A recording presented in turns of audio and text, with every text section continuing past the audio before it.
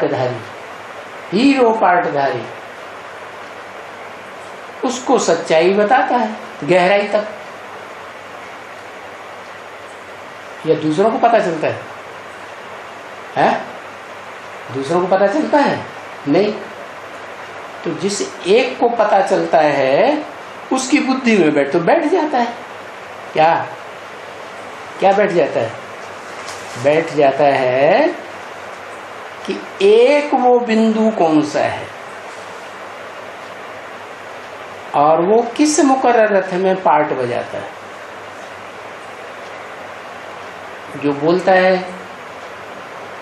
तेरी बुद्धि में बाबा कहने से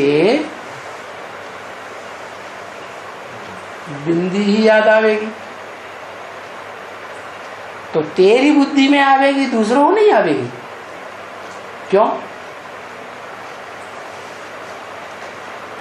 क्योंकि उस बिंदु निराकार ज्योति शिव ने उस एक ही आत्मा को तो गहराई तक ज्ञान सुनाया, ज्ञान दिया उसके तन में आकर। तो ज्ञान की गहराई है, विस्तार है, वो विस्तार जितनी गहराई तक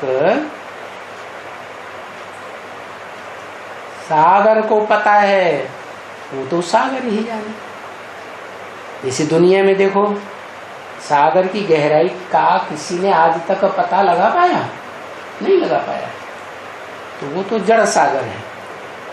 ये है मनुष्य सृष्टि रंगमंच पर चैतन्य सागर। वो ज्ञान की गहराई में जितना जाता है उतना और कोई जा ही नहीं पाता। तो बताया एक को याद करो, वो ही तीन है। क्या? उसी को कहा जाता है त्रिमूर्ति शिव। क्योंकि जिस बिंदु का नाम शिव है, वो तो बिंदु है या बड़ी मूर्ति है? बिंदु है। लिंग मूर्ति है, उसको लिंग है। जो कहता है मेरे लिंग की ही पूजा होती है, तो न उसको ज्ञान इंद्रियां हैं, न उसको कर्म इंद्रियां हैं। वो तो प्रवेश करता है, और जिसमें प्रवेश करता है उसके द्वारा इंद्रिय जीते, जगत जीत का पार्टधारी बनाने का ज्ञान के आधार पर कार्य कराता है। तो एक प्रैक्टिकल में काम जीते जगत जीत, इंद्रिय जीते जगत जीत कहा जाता है। उसी की पूजा संसार में होती है, शिवालय में लिंग रूप में।